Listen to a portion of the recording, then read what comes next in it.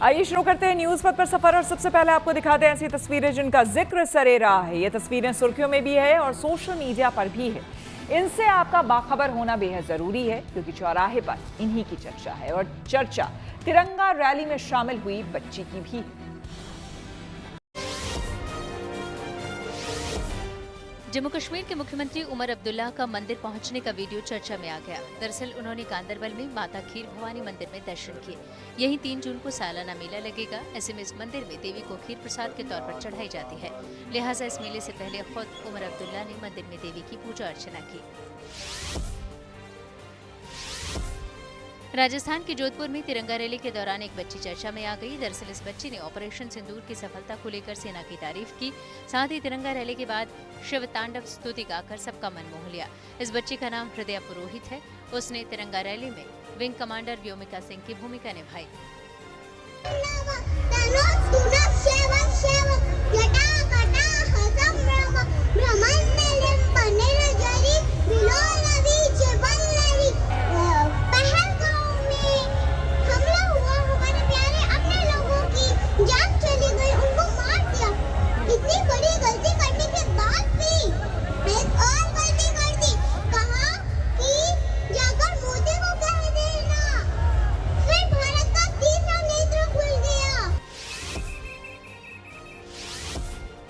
आज ज्येष्ठ महीने का दूसरा बड़ा मंगलवार है। इस मौके पर दिल्ली, अयोध्या, प्रयागराज समेत देश भर के हनुमान मंदिरों में श्रद्धालु बड़ी संख्या में उमड़े। इस खास मौके पर भक्त हनुमान चालीसा का पाठ करते नजर आए। मान्यता है कि इसी ज्येष्ठ महीने में हनुमान जी अपने आराध्य प्रभु श्री राम से मिले थे। ऐसे में इस महीने के सभी मंगलवार की काफी अहमियत है। इस बार पूरे 5 मंगलवार है।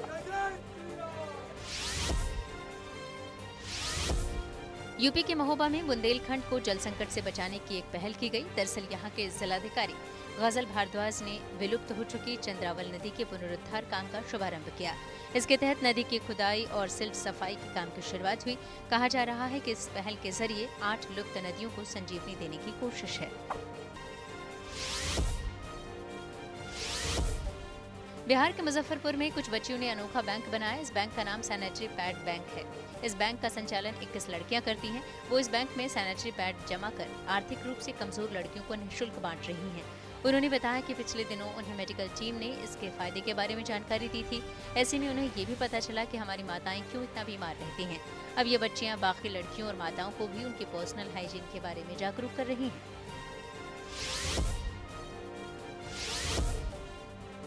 राजस्थान के सवाई माधोपुर में 2 बाघिन एक दूसरे से भिड़ गईं। इसका एक वीडियो भी सामने आया।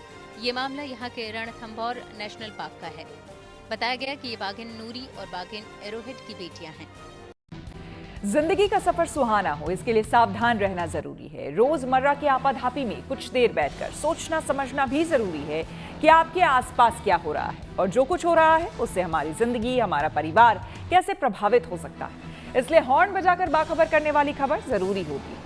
और आज की ये खबर पाकिस्तान के लिए जासूसी करने वाली यूट्यूबर ज्योति मल्होत्रा से जुड़ी हुई है। जासूसी कांड की परतें जिस तरीके से खुल रही हैं, उससे ये बात साफ हो गई है कि ज्योति मल्होत्रा हो या फिर गिरफ्तार किए गए और जासूस, ये सब पाकिस्तान की खुफिया एजेंसी ISI के मोहरे बन चुके हैं। खासतौर पर यूट्यूबर ज्योति मल्होत्रा के जरिए ISI भारत के खिलाफ नापाक साजिशों को अंजाम देने की कोशिशें कर रहा था। ऐसे में जरूरी है कि देश से गद्दारी करके पाकिस्तान के लिए जासूसी करने वालों को लेकर खुद भी सतर्क हो जाएं और दूसरों को भी सावधान करने के लिए हॉर्न बजाएं।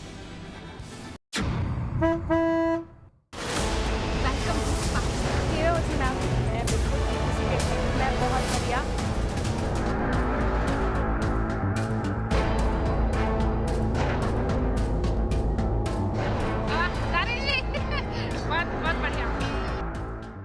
भारत में एक के बाद एक पाकिस्तान के लिए जासूसी करने वाले भारतीयों की धरपकड़ हो रही है और अब पाकिस्तान के नापाक खेल की परतें खुलती जा रही हैं। सबसे बड़ी जानकारी ये है कि यूट्यूबर ज्योति मल्होत्रा पाकिस्तान के संदिग्ध एजेंटों से लगातार संपर्क में थी। देखिए, ये ऐसा ही एक एजेंट है जो पहलगाम हमले के अगले दिन पाकिस्तान उच्चायोग में केक ले जाता दिखा था। इसके बाद इसकी तस्वीरें ज्योति मल्होत्रा के साथ सामने आई हैं। पाकिस्तान में भी ये एजेंट ज्योति के आसपास दिखा था। एक तरफ भारत पाकिस्तान के आतंकवादी मंसूबों को तोड़ रहा है, वहीं दूसरी तरफ भारत के अंदर क्या किसी ने जासूसी का काम किया पाकिस्तान के लिए, इन तमाम एंगल्स पे भी इन्वेस्टिगेशन चल रहा है। और इसी के तहत यूट्यूबर ज्योति मल्होत्रा को रिमांड में लिया गया है और उससे पूछताछ हो रही है। असल में शक ये हो रहा है कि ज्योति मल्होत्रा पाकिस्तान हाई कमीशन के कई अधिकारियों के संपर्क में थी। क्या वो भारत में जासूसी कर रही थी, पाकिस्तान के लिए जासूसी कर रही थी? क्योंकि इसका पाकिस्तान जाना, ये सारे वीडियोस यूट्यूब पे तो पहले से ही उपलब्ध हैं, लेकिन कुछ तस्वीरें बेहद ही अहम है जिनको देखना जरूरी है, जिससे ये सवाल और भी ज्यादा गहरे हो जाते हैं। आपको ध्यान होगा कि जब भारत में पहलगाम आतंकवादी हमला हुआ और मासूम लोगों की हत्या की गई पहलगाम के अंदर, उसके महज 48 घंटे बाद इसी जगह पे जहां मैं खड़ा हूं, उस दिन अलग अलग तरह के प्रोटेस्ट हो रहे थे पाकिस्तानी हाई कमीशन के खिलाफ, पाकिस्तान के खिलाफ। और इसी स्पॉट पे पहलगाम टेरर अटैक, आतंकवादी हमले के महज 48 घंटे बाद एक व्यक्ति केक लेकर बाकायदा पाकिस्तानी एम्बेसी के अंदर जाता हुआ दिखाई देता है। हम लोग उससे सवाल भी पूछते हैं कि आखिरकार ये केक क्यों ले जाया जा रहा है, क्या कारण है, किस मंसूबे के तहत केक ले जाया जा रहा था पाकिस्तान हाई कमीशन में। लेकिन अब इस तस्वीर को देखिए कि ठीक वो इंसान, वही व्यक्ति जो पाकिस्तान हाई कमीशन में जा रहा था, हाथ में केक का डब्बा लिए, वो ज्योति मल्होत्रा के साथ एक और तस्वीर में दिखाई देता है। बताया जा रहा है कि ये पाकिस्तान हाई कमीशन का ही एक इवेंट था जिसमें ज्योति मल्होत्रा से उसके साथ मुलाकात हुई थी। अब एक बात तो साफ हो चुकी है कि पाकिस्तानी उच्चायोग जासूसी नेटवर्क का बड़ा अड्डा था। पाकिस्तान उच्चायोग में जिस अफसर एहसान उर्फ दानिश को बैठाया गया था, वो वीजा के बहाने कमजोर टारगेट की तलाश करता था जिनका इस्तेमाल भारत के खिलाफ किया जा सके। अभी तक जांच से जो खुलासे हुए हैं उनके मुताबिक वो जासूसी के लिए पैसा भी देता था। ज्योति मल्होत्रा पाकिस्तान हाई कमीशन के और अधिकारियों के संपर्क में थी, पाकिस्तान जा रही थी, उस पे स्पाइंग यानी कि जासूसी का आरोप लगा है। और ये तस्वीरें अपने आप में इस सवाल को और भी ज्यादा गहरा करती है, क्योंकि पहलगाम आतंकवादी हमले के 48 घंटे बाद जब मैं खुद यहाँ खड़ा था, उस वक्त पाकिस्तान हाई कमीशन का ये ऑफिशियल बाकायदा केक लेकर हाई कमीशन के अंदर जाता है और उससे मीडिया के तमाम लोगों ने सवाल भी पूछा कि कार क्यों केक ले जाया जा रहा है। और अब वही इंसान, उसी इंसान की तस्वीर ज्योति मल्होत्रा के साथ भी पाई जा रही है, जिसकी वजह से जासूसी वाले एंगल पे जो सवाल उठ रहे हैं वो सवाल और भी ज्यादा पुख्ता हो रहे हैं।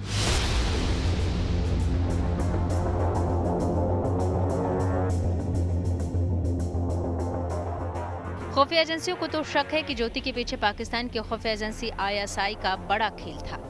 जासूसी की भाषा में कहें तो ISI ज्योति को एक एसेट के तौर पर डेवलप कर रहा था ताकि इसे बड़े मकसद हासिल करने में इस्तेमाल किया जा सके। इस बात की तस्दीक ज्योति और ISI के अधिकारी अली हसन के बीच हुई व्हाट्सएप चैट से होती है। अली हसन ने ज्योति से कोड वर्ड में पूछा है, जब वो अटारी बॉर्डर गई थी तो वहाँ उसे कोई अंडरकवर एजेंट तो नहीं मिला? अली हसन पूछता है, जब आप गए थे अटारी वहाँ प्रोटोकॉल किस किस को मिला था? ज्योति जवाब देती है, किसको मिला, मुझे तो नहीं।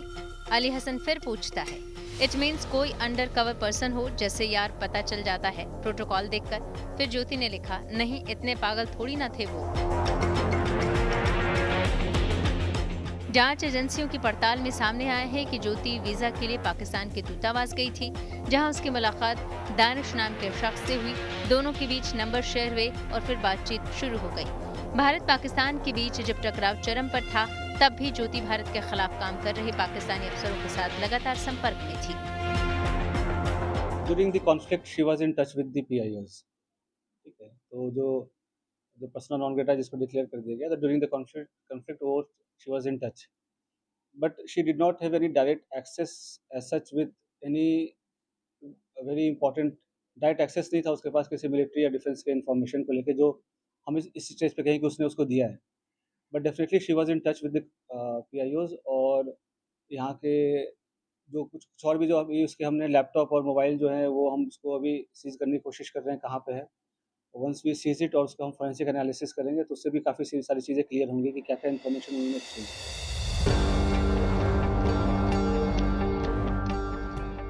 ज्योति पर शक गहराने की और भी वजहें हैं। सूत्रों के अनुसार कॉल डिटेल में एक अंतर्राष्ट्रीय नंबर और दिल्ली स्थित पाकिस्तानी उच्चायोग के संपर्क के नंबर मिले हैं। क्लाउड स्टोरेज में मिले वीडियो में BSF मूवमेंट रडार लोकेशन और हाई सिक्योरिटी एरिया कैद है। ज्योति ने पाकिस्तान और चीन से सटे अति संवेदनशील बॉर्डर एरिया की वीडियो बनाकर सोशल मीडिया पर अपलोड की थी।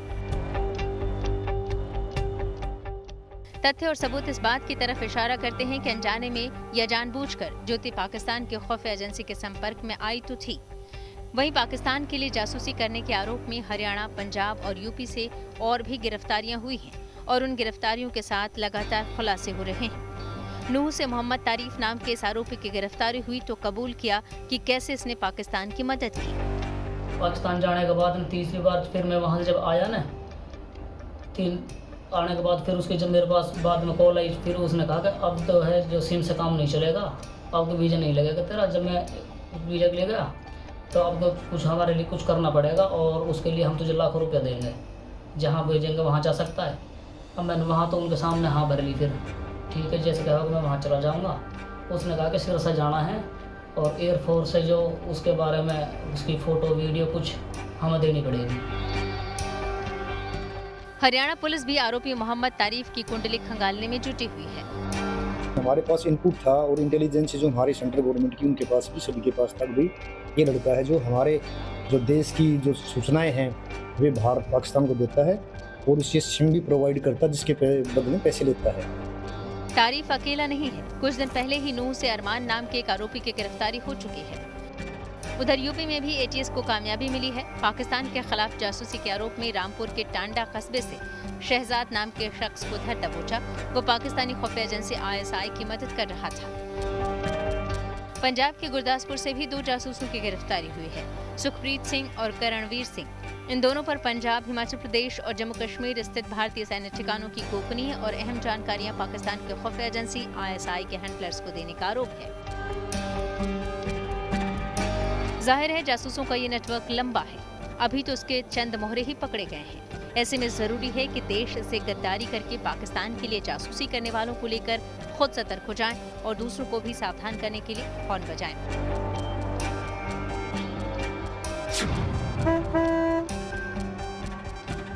हिसार से प्रवीण कुमार के साथ दिल्ली से Amit Bhardwaj, good news today. Bird flu की वजह से यूपी में सभी चिड़ियाघर एक और हफ्ते के लिए रहेंगे बंद। आइए सीधे आपको लिए चलते हैं न्यूज एक्सप्रेसवे पर, जहां देश भर की कुछ और जरूरी खबरें कर रही हैं आपका इंतजार। विदेश सचिव विक्रम मिस्री ने फिर दोहराया कि सबसे पहले पाकिस्तान ने ही सीज फायर के लिए भारत के सामने घुटने टेके थे। पहले पाकिस्तान के DGMO और फिर पाकिस्तानी उच्चायोग ने भारत से संपर्क किया था। ये बात विक्रम मिस्री ने विदेश यात्रा पर जा रहे 7 सर्वदलीय प्रतिनिधिमंडलों में से 3 को ऑपरेशन सिंदूर से जुड़ी जानकारी देते हुए बताई। इन 3 प्रतिनिधिमंडल की अगुवाई JDU सांसद संजय झा, DMK सांसद कनिमोजी और शिवसेना सांसद श्रीकांत शिंदे कर रहे हैं। इनके नेतृत्व वाले प्रतिनिधिमंडल के सदस्यों ने इस ब्रीफिंग में हिस्सा लिया। इन सभी को पहलगाम आतंकी हमले और ऑपरेशन सिंदूर पर भारत के एजेंडे और इसकी बारीकियों के बारे में विस्तार से समझाया गया। वहीं सूत्रों के मुताबिक विक्रम मिस्री ने यह भी कहा कि चीन का रुख काफी सकारात्मक रहा। भारत और पाकिस्तान मामले को चीन ने भारत की कार्रवाई की निंदा करने के बजाय खेद प्रकट किया। कूटनीति के लिहाज से इसे एक बड़ा बदलाव माना जा रहा है। सेना के सफल ऑपरेशन सिंदूर को लेकर उत्तराखंड सरकार ने बड़ा फैसला लिया। दरअसल अब वहां के मदरसों के पाठ्यक्रम में भी ये ऑपरेशन शामिल किया जाएगा। नए पाठ्यक्रम में ऑपरेशन सिंदूर पर एक पूरा अध्याय जोड़ा जाएगा, जिसमें भारतीय सेना की वीरता और देश के प्रति समर्पण की प्रेरणादायक कहानी होगी। राज्य के 451 रजिस्टर्ड मदरसों में अभी 50,000 से ज्यादा छात्र पढ़ाई कर रहे हैं। अब निचली अदालतों में जजों की नियुक्ति के लिए 3 साल की वकालत की प्रैक्टिस जरूरी होगी। सुप्रीम कोर्ट ने यह अहम फैसला सुनाया। वहीं जज चुने जाने के बाद अदालत में सुनवाई करने से पहले उन्हें 1 साल का अनिवार्य प्रशिक्षण भी लेना होगा। हालांकि न्यूनतम प्रैक्टिस की आवश्यकता वहां लागू नहीं होगी, जहां उच्च न्यायालयों ने सिविल जज जूनियर डिवीजन की नियुक्ति प्रक्रिया पहले ही शुरू कर दी है। भारत और नेपाल की सेना की संयुक्त टीम ने एक बड़ी उपलब्धि हासिल की। दरअसल इस टीम ने दुनिया की तीसरी सबसे ऊंची चोटी माउंट कंचनजंगा पर सफलतापूर्वक चढ़ाई की। ये चोटी 8,500 मीटर की ऊंचाई पर है। इस टीम में कुल 9 सैन्य सदस्य शामिल रहे। पुणे में खासतौर पर ट्रांसजेंडर समुदाय के लिए एक पब्लिक टॉयलेट की शुरुआत की गई। यह खुद ट्रांसजेंडर समुदाय ने अपने सदस्यों के लिए खोला है। उनके मुताबिक अक्सर महिलाओं के टॉयलेट में जाने के लिए उन्हें रोका जाता है, जिससे उन्हें शर्मिंदगी का सामना करना पड़ता है। गुजरात के वडोदरा की नन्ही तनीषा यादव चर्चा में आ गई। दरअसल 3 साल की तनीषा ने इंटरनेशनल बुक ऑफ रिकॉर्ड्स में अपना नाम दर्ज करवाया है। तनीषा ने महज 2 मिनट 39 सेकंड में 10 हिंदू धर्म मंत्रों का पाठ किया। इस अनोखी उपलब्धि के लिए रिकॉर्ड कमेटी ने तनीषा को प्रमाण पत्र और मेडल देकर सम्मानित भी किया। तनीषा ने अपने पिता को 11 महीने की उम्र में ही खो दिया था। उसके बाद मां निशाबेन ने ही पालन पोषण किया। मां एक निजी स्कूल में एक्टिविटी टीचर के रूप में कार्यरत हैं, जहां वो छात्रों को नृत्य और योग सिखाती हैं। उन्होंने ही तनीषा को हर रात सोने से पहले मंत्रों का पाठ सिखाना शुरू किया था। खबर है कि झूठा बखान करने वाले पाकिस्तान के सेना प्रमुख असीम मुनीर का प्रमोशन कर दिया गया। वहां की शहबाज कैबिनेट ने एक प्रस्ताव को मंजूरी दे दी, जिसके बाद अब असीम मुनीर को जनरल के बाद फील्ड मार्शल बना दिया गया। ये पाकिस्तान की सेना में सबसे ऊंची रैंक है। वहीं पाकिस्तान के air chief marshal Zaheer Ahmed Babar का कार्यकाल भी बढ़ा दिया गया। खबरों के एक्सप्रेस वे से आगे रुक करते हैं सियासी ढाबे का, जहां आज की सबसे दिलचस्प खबर मौजूद है। पहलगाम आतंकी हमले के बाद भारत ने ऑपरेशन सिंदूर के जरिए पाकिस्तान के आतंकी ठिकानों को नेस्तनाबूद कर दिया है। इस ऑपरेशन की सफलता को लेकर एक तरफ जहां सरकार देश विदेश में अभियान चला रही है, वहीं राहुल गांधी सरकार से कुछ सवालों के जवाब मांग रहे हैं, जिस पर बीजेपी ने एक पोस्टर जारी कर दिया। तो जवाब में कांग्रेस ने भी पोस्टर जारी करके पलटवार किया है।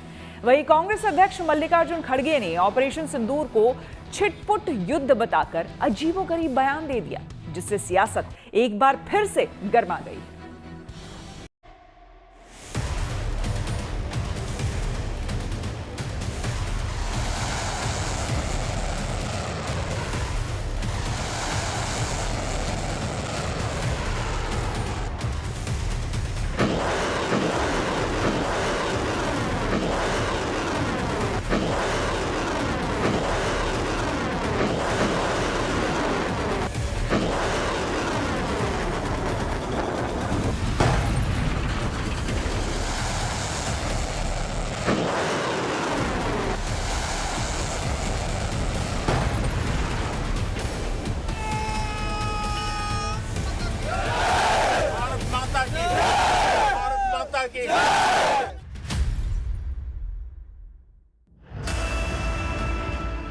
ये सिर्फ तस्वीर नहीं है, ये सवाल जवाब है।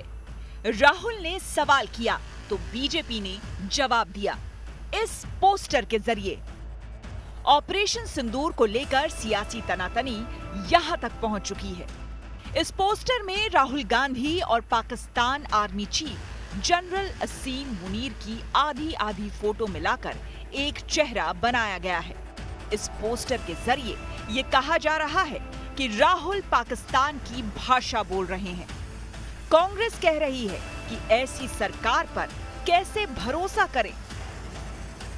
आप और आपके नेता आज पाकिस्तान के हीरो हैं। हर न्यूज चैनल में आप चल रहे हैं, और केवल आज ही नहीं, जिस समय ऑपरेशन सिंदूर हुआ था उस समय भी पाक के डीजीएमओ ने प्रेस कॉन्फ्रेंस में आपके बयानों को दिखाया था, आपके नेताओं के बयानों को दिखाया था, और आपके नेताओं के बयानों को दिखाते हुए कहा था कि देखो, जो हम पाकिस्तानी कह रहे हैं वही सही है, इंडिया तो झूठ बोल रही है।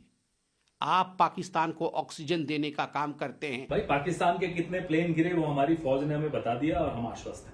पाकिस्तान के कितने एयरबेस डिस्ट्रॉय किए हमने, वो हमें हमारे डीजीएमओ ने बता दिया। उसमें हमें किसी राजनीतिक नेतृत्व की जवाब की आवश्यकता नहीं है। हमें फौज पर भरोसा है, हमारे सैन्य बलों पर भरोसा है। हमें भरोसा अगर नहीं है तो अपने राजनीतिक नेतृत्व पर नहीं है। ये जो देश के, उन्हें जवाब देना पड़ेगा कि क्यों आपने ऑपरेशन सिंदूर किसके दबाव में अचानक रोका। क्यों एस जयशंकर कहते हैं कि उन्होंने at the start of the operation Pakistan को बता दिया था। पाकिस्तान को बता दिया तो शायद हाफिज सईद, अजहर मसूद और पहलगाम के आतंकी इसी वजह से बच निकले। आप पाकिस्तान को बता सकते हैं, पुंछ के नागरिकों को नहीं बता सकते। असल में राहुल गांधी ने उन्हीं मुद्दों पर सरकार से सवाल किया था जो पाकिस्तान दावे कर रहा है। इसी के जवाब में जब बीजेपी ने पोस्टर जारी किया तो इंडिया गठबंधन और एनडीए के साथी भी आमने सामने आ गए। एलओपी ने दोनों लोकसभा और राज्यसभा के ऑल पार्टी मीटिंग में पूरी तरीके से आर्म फोर्सेस को समर्थन दिया, सरकार को समर्थन दिया कि जो भी बन पाए इस आतंकी हमले के बाद देश को करना चाहिए, और पूरा समर्थन है। और जब पूरा समर्थन सारी विपक्ष की दल दे रहे हैं, और ये भी दिख रहा है कैसे विपक्ष अपनी पर्सनल डिफरेंसेस को छोड़कर देश हित में पूरी दुनिया में जा रहे हैं, उस समय पे अमित मालवीय जी को इस तरीके के बयानबाजी एलओपी के बारे में करने में, मैं मानती हूँ, goes against the spirit of the things that are being done. All party briefing के बाद ऑल पार्टी मीटिंग डेलीगेशंस जो जा रही हैं उसको लेकर भी, तो the Bharatiya Janata party should rethink it's social media strategy. आज की तारीख में जब दुनिया आपको देख रही है और एक इतना बड़ा विषय भारत के ऊपर जिस तरीके से ये आतंकी हमला हुआ, भारत ने जिस तरीके से मुंह तोड़ जवाब देने का काम किया, ये ऐसे विषय हैं जो अंतर्राष्ट्रीय मंच पर जाने ज़रूरी हैं। ऐसे में विपक्ष के तमाम लोगों से मेरा विनम्र आग्रह है कि जितनी राजनीति करनी है देश के मुद्दों पर बैठ के कीजिए ना, राजनीतिक मुद्दों पर बैठ के कीजिए, बट ये ऐसे विषय हैं जिसके ऊपर कतई कोई राजनीति नहीं होनी। वहीं पीडीपी अध्यक्ष महबूबा मुफ्ती ने भी राहुल गांधी का बचाव किया और कहा कि हम जंग नहीं अमन चाहते हैं, पर बीजेपी ने राहुल के लिए पाकिस्तान परस्ती की लाइन पकड़ ली है। हम जंग नहीं चाहते, अब अमन चाहते हैं, हम पॉलिटिकल इंटरवेंशन चाहते हैं। तो उसमें जब भी आप कोई इश्यूज उठाते हैं जिससे कॉन्फ्लिक्ट बढ़ जाता है, वो पीडीपी उसको टूथ एंड नेल फाइट करेगी। देखिए, मुझे क्या लग रहा है कि कुछ लोग जाने अनजाने में पाकिस्तान के पाखंडी प्रोपेगेंडे के प्रॉक्सी प्रमोटर्स बनते जा रहे हैं, और जो लोग पाकिस्तान के पाखंडी प्रोपेगेंडे के प्रॉक्सी प्रमोटर्स बनने की भूमिका निभा रहे हैं, ये वो लोग हैं जो लोग कभी देश के संविधान पे सवाल खड़े करते हैं, संसद पे सवाल खड़े करते हैं, संवैधानिक संस्थाओं पे सवाल खड़े करते हैं, और अब सेना पर और हमारी सुरक्षा पर भी जो है वो बवाल करने की कोशिश कर रहे हैं। जिस वक्त पहलगाम हमला हुआ, जिस वक्त ऑपरेशन सिंदूर हुआ, उस वक्त कांग्रेस ने कहा कि वो सरकार के साथ है, पर अब 3 हफ्ते के अंदर कांग्रेस के सुर बदले से हैं। राहुल गांधी ने तो फाइटर जेट्स को लेकर सवाल खड़े किए थे, पर कांग्रेस अध्यक्ष मल्लिकार्जुन खड़गे ने तो पहलगाम हमले को ही मुद्दा बना लिया। एक बार फिर से कांग्रेस अध्यक्ष ने पूछा कि पहलगाम हमले की इंटेलिजेंस रिपोर्ट जब मिल चुकी थी तो सैलानियों को क्यों नहीं बचाया गया। ಮೋದಿ ಅವರು 17ನೇ ತಾರೀಕು ಕಾಶ್ಮೀರಕ್ಕೆ ಹೋಗೋರಿದ್ರು, ಆದ್ರೆ 17ನೇ ತಾರೀಕು ಕಾಶ್ಮೀರಕ್ಕೆ ನೀವು ಹೋಗಬೇಡಿ ಅಂತ ಹೇಳಿ ಅವರ ಬೆವುಗಾರಿಕೆ ಅಲ್ಲಿರ್ತಕ್ಕಂಥ ಇಂಟೆಲಿಜೆನ್ಸ್ ಅವರಿಗೆ ಹೇಳಿದ್ರು, ನೀವು ಹೋಗಬೇಡಿ, ಪಾಕಿಸ್ತಾನದಲ್ಲಿ ಇದು ಕಾಶ್ಮೀರನಲ್ಲಿ ಗಲಾಟೆ ಆಗ್ತದೆ, ಅದಕ್ಕಾಗಿ ದಯವಿಟ್ಟು ನೀವು ಕ್ಯಾನ್ಸಲ್ ಮಾಡಿ ಅಂತ ಹೇಳಿ ಅಲ್ಲಿ ಕ್ಯಾನ್ಸಲ್ ಮಾಡಿಸಿದ್ರು. ಇದು ನಿಮಗೆ ಗೊತ್ತಿದ್ದಾಗ 17ನೇ ತಾರೀಕು ನೀವು ಕಾಶ್ಮೀರಕ್ಕೆ ಹೋಗ್ತಕ್ಕಂಥ ಪ್ರೋಗ್ರಾಮವನ್ನ ಕ್ಯಾನ್ಸಲ್ ಮಾಡುವಾಗ ನೀವು ಯಾಕೆ ಈ ಟೂರಿಸ್ಟ್ ಅನ್ನ ಪೊಲೀಸರ ಮುಖಾಂತರ ಯಾಕೆ ಹೇಳಲಿಲ್ಲ, ನೀವು ಹೋಗಬೇಡಿ ಅಲ್ಲಿ ತೊಂದರೆ ಇದೆ ಅನ್ನತಕ್ಕಂಥ ಮಾತು ನೀವು ಹೇಳಲಿಲ್ಲ. फिलहाल विपक्ष लगातार ऑपरेशन सिंदूर को लेकर सरकार से संसद का विशेष सत्र बुलाने की मांग कर रहा है, जिससे ऑपरेशन सिंदूर से जुड़े सवालों के जवाब मिल सके। लेकिन अभी तक सरकार ने विपक्ष की इन दोनों मांगों पर कोई जवाब नहीं दिया है। हालांकि सरकार की ओर से ऑपरेशन सिंदूर और पाकिस्तान पर दुनिया को संदेश देने के लिए जो डेलीगेशन भेजे जा रहे हैं, उनमें विपक्षी पार्टियों के भी तमाम नेता मौजूद हैं। Bureau report, good news today. News पर आगे है धन बाजार, जहां शेयर बाजार से लेकर कारोबार तक की सभी अहम खबरें होती हैं, जिसका सीधा रिश्ता आपकी आमदनी आपकी जेब से होता है। तो तेज रफ्तार खबरों के बीच ये जरूरी खबरें छूट ना जाए, इसलिए सीधे आपको लिए चलते हैं धन बाजार। हफ्ते के दूसरे कारोबारी दिन शेयर बाजार में गिरावट देखने को मिली। सेंसेक्स 873 अंक लुढ़ककर 81,186 पर बंद हुआ। वहीं निफ्टी भी 262 अंक फिसलकर 24,684 पर आ गया। मंगलवार को डॉलर के मुकाबले रुपया फिसल गया, इसमें 21 पैसे की गिरावट आई। इस तरह $1 के मुकाबले रुपए की कीमत 85 रुपये 63 पैसे हो गई। पहलगाम हमले के बाद पीएम मोदी ने देश में पर्यटन की स्थिति को लेकर एक बैठक की, जिसमें पर्यटन क्षेत्रों में चल रही मौजूदा योजनाओं की समीक्षा के साथ साथ सुधार पर भी चर्चा की गई।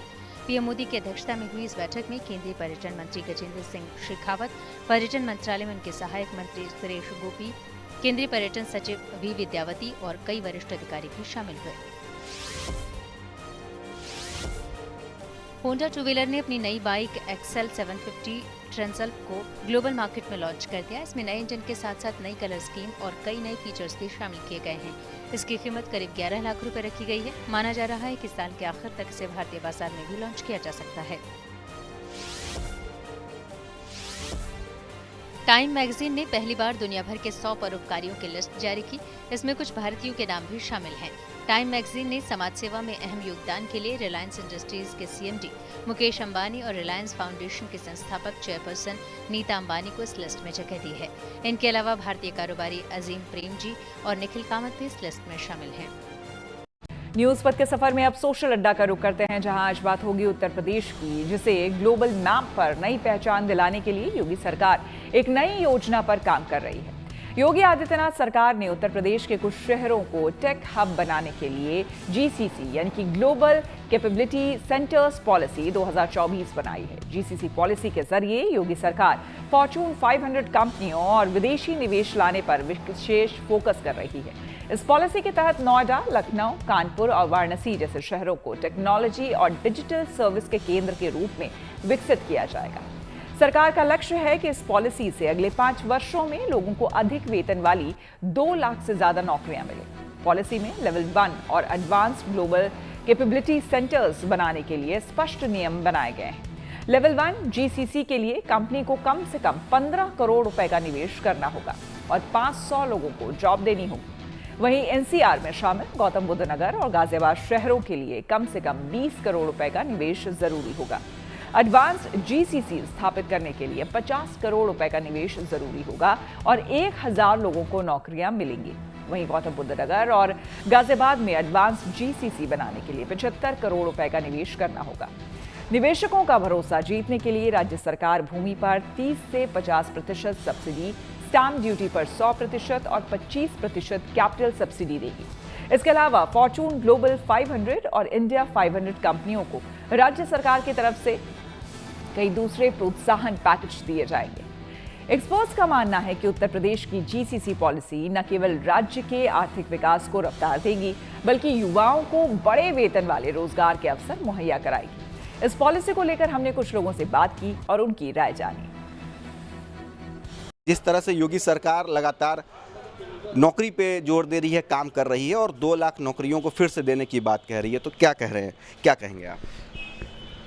नहीं, सरकार का अच्छा स्टेप है ये। और अगर 2 लाख नौकरियों की बात हो रही है तो 2 लाख परिवारों को चलाने की बात हो रही है। सरकार का ये अच्छा स्टेप है और जिस हिसाब से डेवलपमेंट हो रहा है हमारे आने वाले यूथ के लिए ये बहुत हेल्पफुल होगा।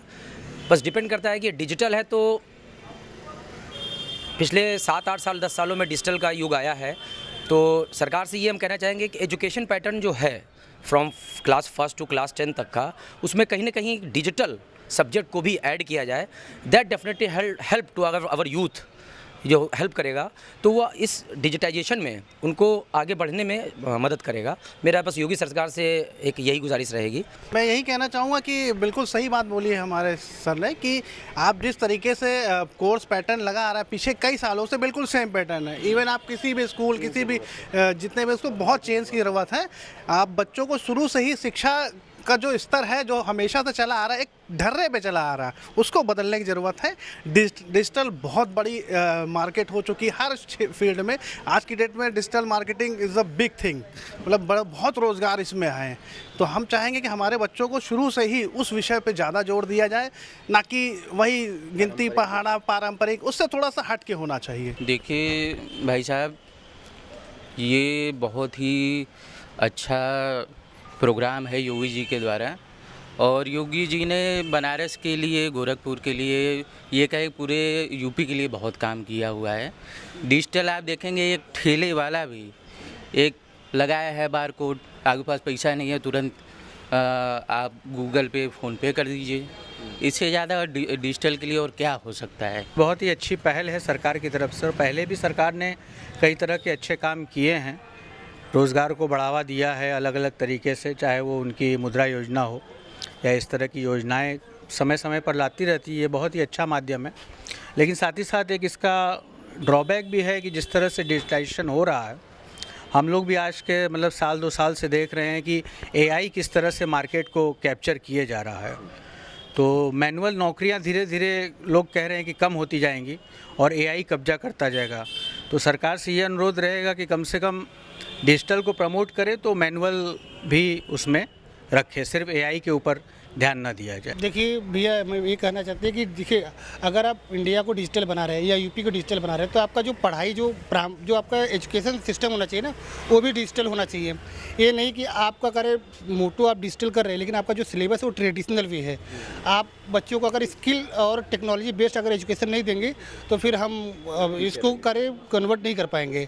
देखिए, रोजगार का सृजन तो हमेशा से स्वागत योग्य फैसला रहता है, लेकिन हमें ये भी ध्यान देना है कि पिछले बार कितनी बार कहा गया और क्या उस पे उसकी परिणति हुई, तो इसको ध्यान में देते हुए फैसला निसंदेह बहुत अच्छा है और स्वागत योग्य है।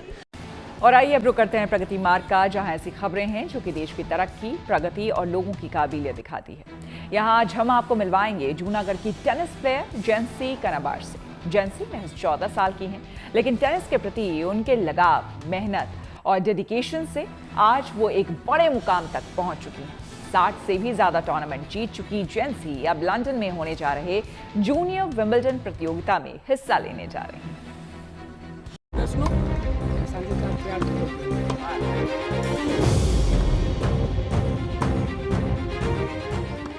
ये है 14 साल की जेंसी कनाबार। गुजरात के जूनागढ़ की रहने वाली हैं। जिस उम्र में ये हैं, उस उम्र में अक्सर बच्चों के सपने तय नहीं होते, लेकिन जेंसी ने न सिर्फ सपना देखा है बल्कि उसे पूरा करने के लिए ऊंची छलांग भी लगा दी है। जेंसी इसी साल जुलाई में लंदन में होने जा रहे जूनियर विंबलडन प्रतियोगिता में हिस्सा लेने जा रही हैं। अब तक 60 से भी ज्यादा टूर्नामेंट जीत चुकी जेंसी को इस बार भी जीत का भरोसा है, क्योंकि वो एशियाई अंडर 14 टेनिस में 2 बार चैंपियन रह चुकी हैं।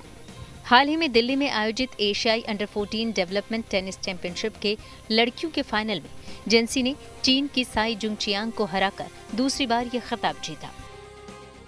टेनिस मेरा पैशन है, टेनिस मेरा शौक है और मुझे टेनिस खेलना बहुत पसंद है। मैं अभी जूनियर विंबलडन खेलने जा रही हूँ, पर मैं ग्रैंड स्लैम जीतना चाहती हूँ और देश को गोल्ड दिलाना चाहती हूँ ओलंपिक में, और देश का नाम रोशन करना चाहती हूँ।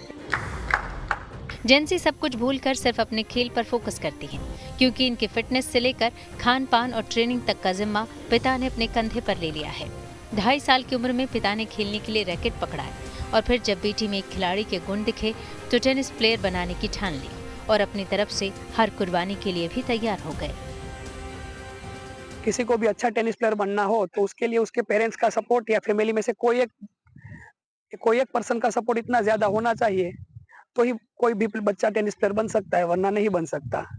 उस कारण के हिसाब से मैंने ये सोचा कि अब जेंसी के पीछे मैं ही लग जाता हूँ, तो मैंने अपने जो कुछ दूसरे काम थे वो सभी बंद कर दिए और मैं पूरा दिन उसके साथ रहता हूँ।